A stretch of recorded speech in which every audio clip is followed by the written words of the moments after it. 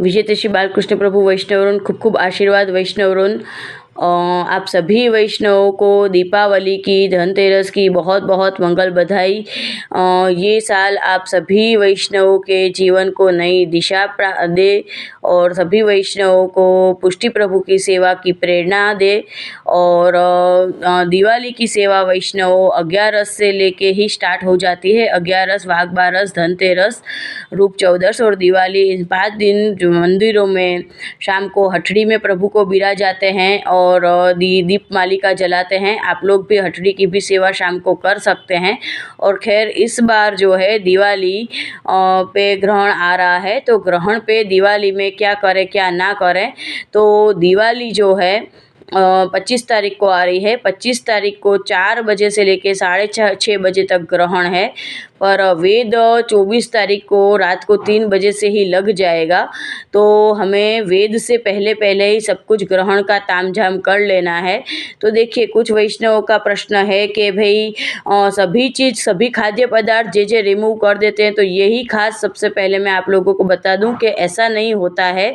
जो खाद्य पदार्थ की जब सभी जो सूखी सामग्रियां हैं, जो घी है, घी का डब्बा, घी, तेल, गेहूँ, चावल, आटा, ये सब चीज़ों को हमें थ्रो नहीं करना है, रिमूव नहीं करना है। इन सब के ऊपर तो हमें हाँ, डब्बों के ऊपर चिकने के ऐसे हाथ लगे होते हैं, तो वो डब्बे आप बिल्कुल अच्छे से उसको स्पंजिंग कर दीजिए, कोरे कर दीजिए। उसके बाद उसके डब्बे धोते भी है, वैसे भी आप लोग दिवाली पे तो क्लीन सब करते ही हैं, तो वो ज़रूर करिए। पर इन सब के ऊपर तो क्लीन करके सिर्फ आपको वो ढक देना है, कंतान रेशमी डबल कोटिंग, उसके ऊपर आप दर्भ रख देना है। फ्रीज भी पूरा खाली कर देना है। फ्रीज में कई लोग सखड़ी भी रखते हैं आजकल की लाइफस्टाइल में। सखड़ी तो बिल्कुल फ्रीज में कुछ पड़ा हुआ खाना वैसे भी नहीं रखना चाहिए, नहीं रखना है।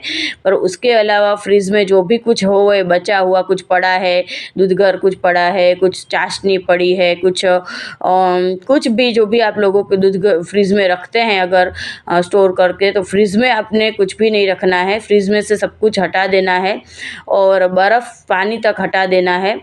और अब दूसरा क्या हटाना है, देखो, भंडार का नहीं हटाना है, भंडार के ऊपर सिर्फ आपको ढकना है, बराबर है।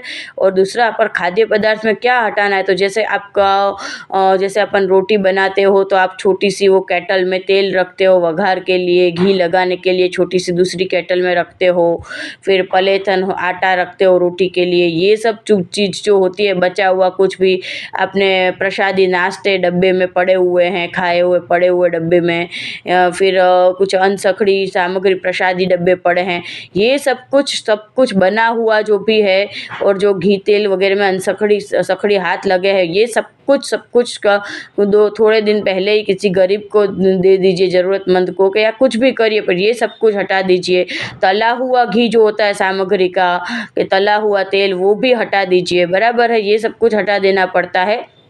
और उसके अलावा 3 बजे से वेद लग जाता है, तब से ही हमें सखड़ी खान पान बंद कर देना है।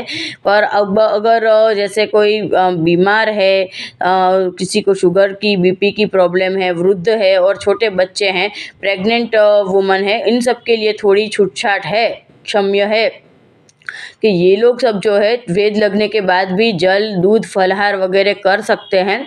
और उन लोगों के लिए दूसरा एक आइडिया है, ट्रिक करनी होती है कि जो 24 तारीख है तब आप लोग थोड़ा डिनर थोड़ा लेट लीजिए, थोड़ा 10 बजे, 10:30 बजे थोड़ा हेवी और संतुलित आहार ले लीजिए। और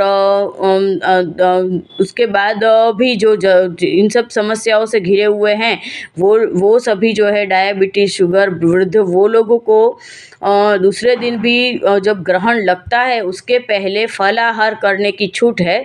वो लोग जो है राजगरा की पूरी, आलू की सब्जी, पेटीज, दूधी का हलवा, ये सब ले सकते हैं। बहुत ही तकलीफ़ हो तो सखड़ी भी ले सकते हैं, जिन लोगों को ये सब प्रॉब्लम है वो। पर ग्रहण के दौरान 4 से 6:30 बजे 2 घंटे तो प्रेग्नेंट हो या वृद्ध हो या कोई और बीमारी हो, वो लोगों को भी फॉलो करना है, कुछ भी पानी तक नहीं पीना है। तो ये सब चीज़ हो गई ग्रहण की। और जैसे 24 तारीख को आपने दिए करे हैं तो वो भी आप बाहर पड़े हैं 25 तारीख तक ऐसे ना रखें, क्योंकि 3 बजे ही अगर ग्रहण वेद लग जाता है है, तो दिए वगैरह वगैरह भी सब कुछ हटा लीजिए बाहर से।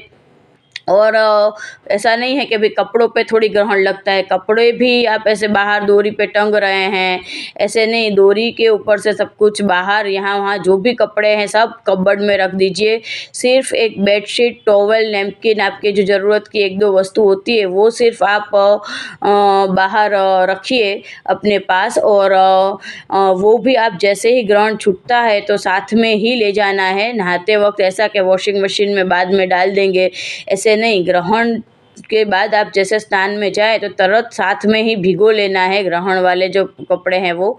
और ऐसे आपको लगे कि भाई बर्तन को थोड़ी ग्रहण लगता है, तो ऐसा नहीं है। देखिए अपन जो भी होती है वो कढ़ाई है, कुकर है, रोटी बनाने का जो तवा होता है, उनके सब में पीछे थोड़ा थोड़ा तो चिकास वगैरह रहती है।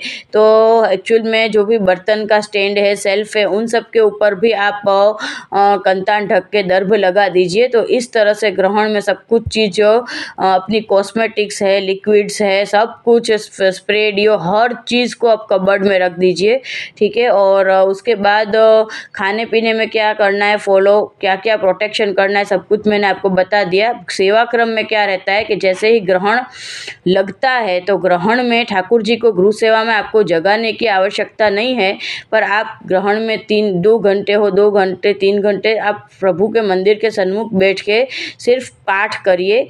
ना कि ग्रहण में कभी कोई सो गया, कभी कोई टीवी देख रहा है, कभी कोई मोबाइल में यूज़ कर रहा है, ऐसे नहीं। ग्रहण में कुछ भी नहीं करना है, सिर्फ प्रभु के सन्मुख बैठ के 2 घंटे पाठ करना है। तो ये भी अपने लिए ही अच्छा है, क्योंकि अपने लिए ही अच्छा है, क्योंकि ग्रह अपने जो होते हैं उसके हिसाब से ग्रहों के ऊपर जो भी कुछ भारी हो तो कंट्रोल रहता है, इससे उसके ऊपर हमें कंट्रोल पा सकते हैं, इसलिए। और उसके अलावा ग्रहण जैसे ही लगे तो ठाकुर जी को जगाना नहीं है, पर जैसे ही ग्रहण लगे तो लगने की 2 मिनट पहले आप झारी जी, बंटा जी, सब कुछ ठाकुर जी का हटा लीजिए। और जैसे ही ग्रहण छूटे तो उसके बाद आपको गृह सेवा में अगर ठाकुर जी को आपको फिर क्या करना है, तो वैसे आपको ग्रहण छूटे उसके बाद ठाकुर जी को स्नान तो कराने ही होते हैं। तो ग्रहण छूटे उसके बाद प्रभु को स्नान करा के, जगा के, स्नान करा के, और फिर परिश्रम भोग का सीरा बना लीजिए, वो सबसे पहले प्रभु को धर दीजिए। वो सीरा जो होता है वो ठाकुर जी के पीछे महाप्रसाद रूप से हम नहीं ले सकते हैं, वो गाय को जाता है, गौ माता जी को। और उसके बाद सीरा धरने के बाद फिर फटाफट प्रभु को अपने दूधघर की जो सामग्री अवेलेबल हो, वो गरम दूध, व्यारू का और सूखा मेवा, लीला मेवा फटाफट सिद्ध हो जाता है, इसलिए ये 4 चीज़ पहले धर दीजिए प्रभु को भोग।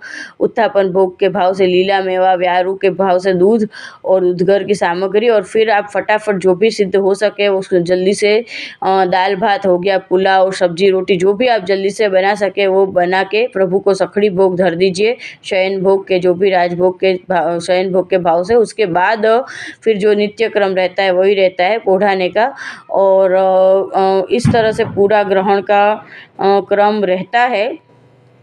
और प्रभु को जैसे ही ग्रहण छूटता है तो तुरंत अपने इस तरह से करने का रहता है। और अब उसके बाद फिर आपको जो भी कुछ पूजन आदि करना हो अपन कर सकते हैं। तो इस तरह से पूरा क्रम है वैष्णव ग्रहण का। और दिवाली के हिसाब से ये सब क्रम है।